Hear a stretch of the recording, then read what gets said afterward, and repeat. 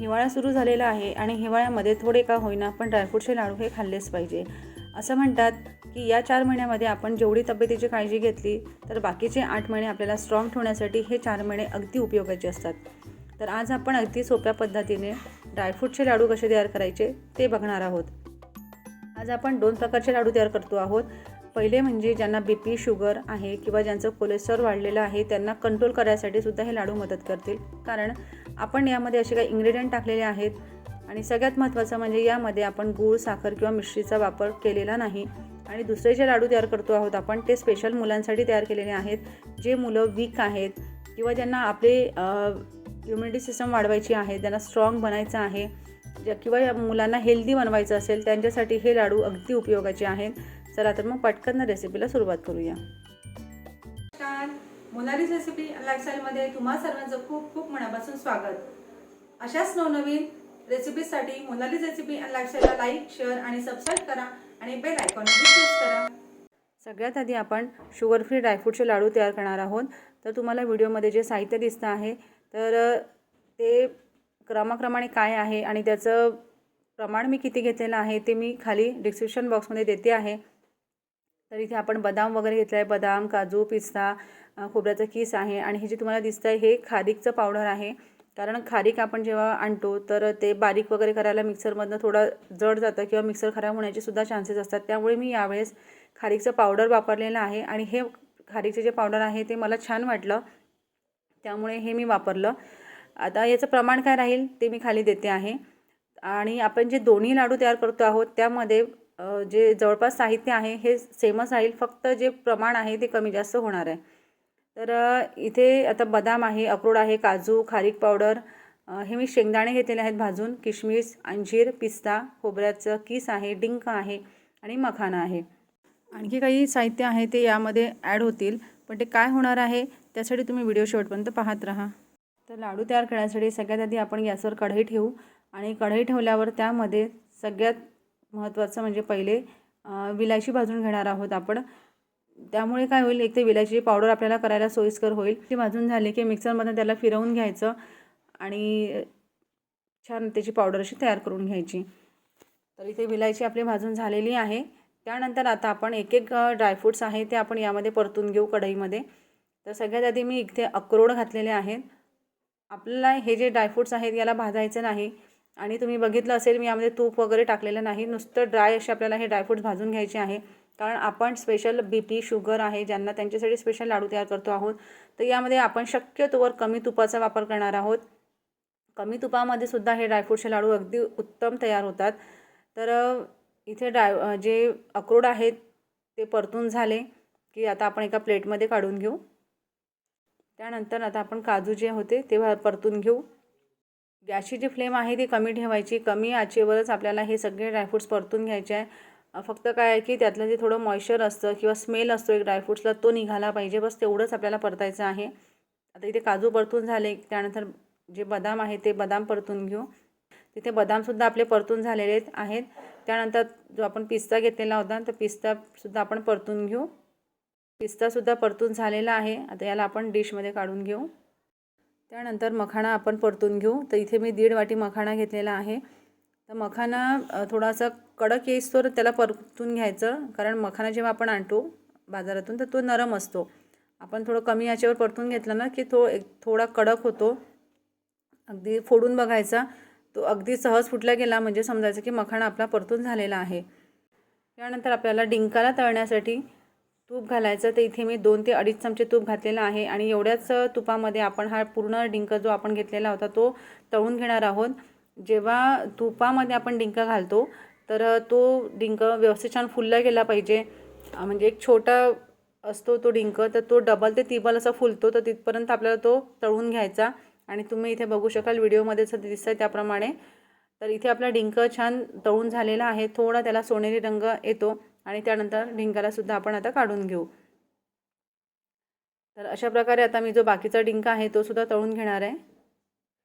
डिंक तळताना जेव्हा आपण तूप घालतो तर तूप थोडं गरम करायचं छान आणि त्यानंतर गॅसची जी फ्लेम आहे ती कमी करायची आणि त्या फ्लेमवरच आपल्याला हा डिंक आहे तो सगळा तळून घ्यायचा. तर अशा प्रकारे आपण आता बाकीचा जो डिंक आहे तो सुद्धा तळून घेऊ. डिंक तळून झाला की त्यानंतर त्याच तुपामध्ये आपण जो खोबऱ्याचा किस तयार करून ठेवलेला होता तो टाकून घ्यायचा. तर इथे आपला 1 वाटी खोबऱ्याचा किस होता. हे लाडू तयार करताना शक्य होईस्तोवर डेसिकेटेड कोकोनटचा वापर नाही करायचा. जे वाळलेलं नारळ असतं ते फोडून घ्यायचं आणि त्याचा किस हा असा तयार करून घ्यायचा. तर इथे कमी आचेवर खोबऱ्याचा किस परतून झाला की त्यानंतर त्यामध्ये आपण आता खसखस घालूया. तर इथे मी 3 चमचे खसखस घेतलेली होती. तर खसखस पण व्यवस्थित परतून घ्यायची. गॅसची फ्लेम अगदी कमी ठेवायची आहे. कमी आचेवरच खसखस परतून घ्यायची.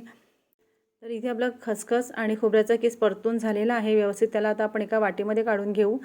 तर इथे आपली कढई गरम आहे. आता कढई गरम असतानाच यामध्ये आता आपण महत्त्वाचं साहित्य घालूया. ते म्हणजे जवसाच्या बिया. जवसाच्या बिया खूप उपयुक्त आहे शरीरासाठी, कारण त्यामध्ये कोलेस्ट्रॉल कमी करण्याची क्षमता आहे.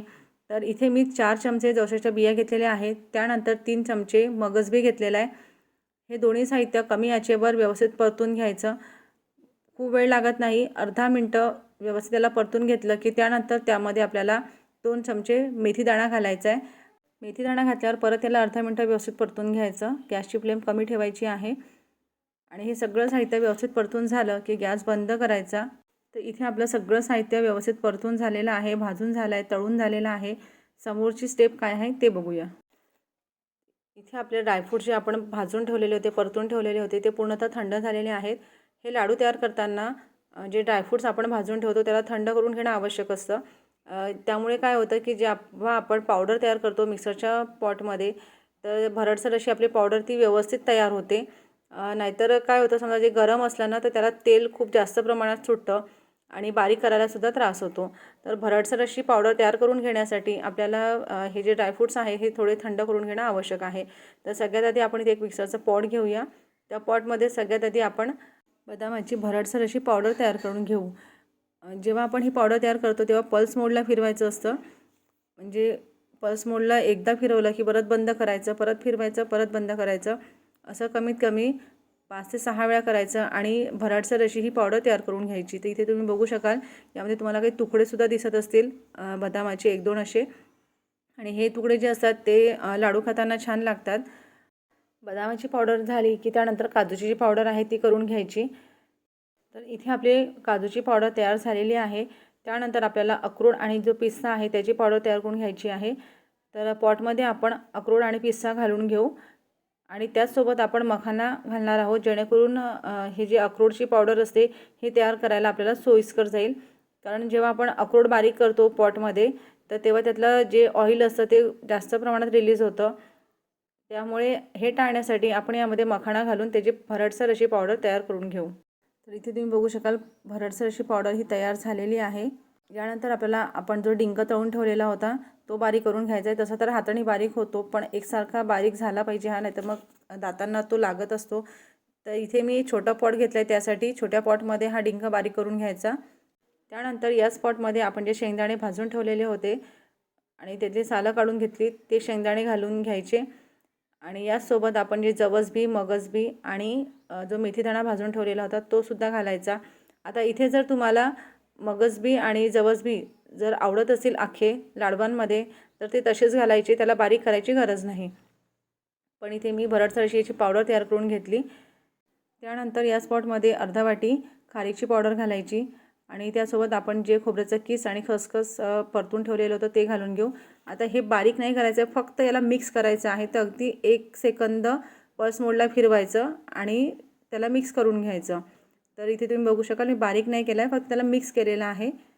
यानंतर जी ओलेली पावडर होती ती पावडर आपण पॉटमध्ये घालून घेऊ आणि सगळ्यात आधी आपण अंजीरला फिरवून घ्यायचं एकदा.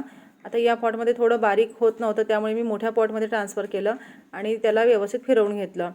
आता ही पावडर ही तयार झालेली आहे. त्यानंतर यामध्ये मनुका घालायचे आणि मनुका घालूनसुद्धा 3-4 वेळा पल्स मोडला फिरवून घ्यायचं. तर इथे आपली जी खारीक, अंजीर आणि मनुका याचीसुद्धा पावडर तयार झालेली आहे. ही पावडरसुद्धा आपण बाकीच्या पावडरमध्ये मिक्स करून घेऊ. आता इथे परात थोडी लहान झालेली होती, आपण एखादा याला मोठ्या पॉटमध्ये ट्रान्सफर करणार आहोत आणि त्यानंतर हे जे सगळं साहित्य आहे हे व्यवस्थित मिक्स करून घ्यायचं. त्यानंतर यामध्ये आपल्याला 1.5 चमचा विलायची पावडर घालायची आहे, थोडं जायफळ किसून घालायचं, सुंठ घालायचं किसून आणि हे सगळं साहित्य घालून झालं की 1 ते 1.5 चमचा फक्त आपल्याला तूप गरम करून घालायचं आहे, जेणेकरून हे जे लाडू आहे ते व्यवस्थित वळले जातील. तूप टाकल्यावर सगळं जे मिश्रण आहे ते व्यवस्थित मिक्स करून घ्यायचं आणि त्यानंतर आपल्याला हे जे मिश्रण आहे हे मिक्सरच्या पॉटमधनं फक्त 1 ते 2 सेकंद फिरवून घ्यायचं, जेणेकरून हे जे मिश्रण आहे ते व्यवस्थित मिक्स होईल आणि जे लाडू आहेत ते व्यवस्थित वळले जातील. तर इथे तुम्ही बघू शकाल हे जे मिश्रण आहे आपण पॉटमध्ये फिरवून घेतलं, ते आता आपण एका परातीमध्ये काढून घेऊ. तर इथे आपल्या लाडूसाठी मिश्रण हे तयार झालेलं आहे. आता आपण लाडू वळायला घेऊ आणि तुम्हाला दिसत असेल अगदी सहजतेने हे लाडू वळल्या जात आहे. जे सगळ्यात शेवटी आपण मिक्सरमधनं जे फिरवलं ते फिरवायची गरजही नसते, पण काय होतं ना, आपण त्यामध्ये जे वेगवेगळे साहित्य घातलेले आहे ते साहित्य एकत्र करण्यासाठी आपण ही जी स्टेप आहे ही घेतलेली आहे. इथे ना लाईट गेलेली होती, त्यामुळे थोडं तुम्हाला लाईटमध्ये फरक पडला असेल. तर इथे आपले BP आणि शुगरसाठी स्पेशल लाडू हे तयार झालेले आहेत. यानंतर आपण जे मुलांसाठी स्पेशल लाडू तयार करणार आहोत त्यामध्ये काय काय साहित्य लागणार आहे आणि ते कसे करायचे ते बघूया. तर मुलांसाठी स्पेशल लाडू तयार करण्यासाठी इथे आपण जे बदाम, खारीक आणि काजू, अक्रोड, पिस्ता याची जी पावडर आहे आणि जे इन्ग्रेडियंट आहे किंवा जे प्रमाण आहे ते आपण जे आधीच्या लाडवांमध्ये घेतलेलं होतं तेच घेतलेलं आहे सेम. फक्त यामध्ये आपण मखाना जास्त वापरला आहे. तर इथे मी 2 ते 2.5 वाटी मखाना मी इथे घेतलेला आहे. तर या लाडवांमध्ये आपण मखाण्याचा जास्त उपयोग करतो आहोत. त्यानंतर मखाना यामध्ये आपण मिक्सरमध्ये घालून घेतला, त्याचमध्ये डिंक घालायचा आणि हे दोन्ही जे साहित्य आहे ते व्यवस्थित भरडसर असं बारीक करून घ्यायचं. तर इथे तुम्ही बघू शकाल पांढरी शुभ्र अशी याची पावडर तयार झालेली आहे. त्यानंतर यामध्ये आपल्याला खारीक, अंजीर आणि मनुका याची पावडर घालायची आहे. हे लाडू तयार करताना यामध्ये आपण मगजबी आणि जवस आणि मेथी नाही वापरली आहे, कारण आपण हे मुलांसाठी तयार करतो आहोत आणि मग मेथी वगैरे जरी टाकली तर मुलं खायला बघत नाही. त्यामुळे याचं परफेक्ट प्रमाण काय आहे आणि आपण किती हे साहित्य घेतलेलं आहे ते मी डिस्क्रिप्शन बॉक्समध्ये मेन्शन केलेलं आहे, तिथे तुम्ही जाऊन चेक करू शकता. तर हे जे लाडू आहेत आपण मुलांसाठी तयार करतो आहोत, म्हणून आपण यामध्ये गुळाचा वापर करणार. एक तर गुळ तसाही हेल्दी असतो, आयरन भरपूर असतं गुळामध्ये. पण गुळाचा वापर करताना आपण त्यामध्ये पाक वगैरे वापरणार नाही. अगदी सहजतेने आपण हे लाडू गुळामध्ये तयार करणार आहोत. तर गूळ घालण्या अगोदर 1 चमचा विलायची पूड घालायची, त्यानंतर सुंठ आणि जायफळ घालायची आणि सगळ्यात शेवटी यामध्ये आपल्याला 1 चमचा तूप घालायचं आहे. तर हे लाडूसुद्धा आपण कमी तुपामध्येच तयार करतो आहोत. तुम्हाला वाटत असेल तर तूप तुम्ही वाढवू शकता, पण गरज पडत नाही. तसंही हे जे ड्रायफ्रूट्स असतात त्यामध्ये ऑइल कंटेंट भरपूर असतं. ड्रायफ्रूटची जी पावडर आपण तयार केलेली आहे हे सगळं मिश्रण एकत्र करून घ्यायचं. त्यानंतर यामध्ये आपल्याला गूळ ॲड करायचा आहे. तर त्यासाठी एक मिक्सरचा पॉट घ्यायचं, त्या पॉटमध्ये थोडं जे ड्रायफ्रूटची पावडर घालायची, त्यानंतर थोडा गूळ घालायचा आणि हे जे दोन्ही साहित्य आहे एकत्र मिक्सरला फिरवून घ्यायचं. पल्स मोडला फक्त 1 ते 2 वेळा फिरवायचं आहे, खूप जास्त फिरवायचं नाही, नाहीतर आपली जी पावडर आहे अगदी खूप जास्त प्रमाणात बारीक होईल. तर इथे तुम्ही बघू शकाल मी पावडर एकदा मिक्सरला फिरवून घेतली आणि इथे आपलं जे गूळ आणि ड्रायफ्रूट्सचं जे मिश्रण आहे हे तयार झालेलं आहे. बघू शकाल याचे जे लाडू आहेत ते अगदी सहजपणे वळल्या जात आहे. यामध्ये आपण सुद्धा तुपाचा वापर कमी केलेला आहे. तुम्हाला जर तूप वाढवायचं असेल तुम्ही वाढवू शकता. या स्टेजला तूप टाकायचं आणि परत एकदा याला मिक्स करून घ्यायचं. तर अशाच प्रकारे आता आपण बाकीचे सगळे लाडू हे वळून घेऊ आणि इथे सहजतेने हे लाडू वळल्या जात आहे. तर अशा प्रकारे आज आपण अगदी सोप्या पद्धतीने 2 प्रकारचे ड्रायफ्रूटचे लाडू कसे तयार करायचे ते पाहिलं. या हिवाळ्यात तुम्ही हे लाडू एकदा खरोखर नक्की ट्राय करून बघा. हे लाडू आपण एकदा जर का करून ठेवले तर 1 ते 2 महिने सहज राहतात, कारण यामध्ये आपण तुपाचा कमी वापर केलेला आहे. जे खोबरं आपण घातलं आहे त्यामध्ये त्यालासुद्धा भाजून घेतलं आहे. दोन्ही प्रकारचे लाडू तयार करताना आपण अगदी छोट्या छोट्या टिप्स पाहिल्या आणि लाडू तयार करताना स्टेप बाय स्टेप कसं तयार करायचे ते सुद्धा बघितलं. तर तुम्हाला आजची रेसिपी कशी वाटली कमेंट्स करायला विसरू नका. रेसिपी आवडल्यास लाईक, शेअर आणि सबस्क्राईब नक्की करा. चला तर भेटू अशाच एका नवीन रेसिपीसोबत. तोपर्यंत स्वस्थ रहा, आनंदित रहा. Thanks for watching. Take care.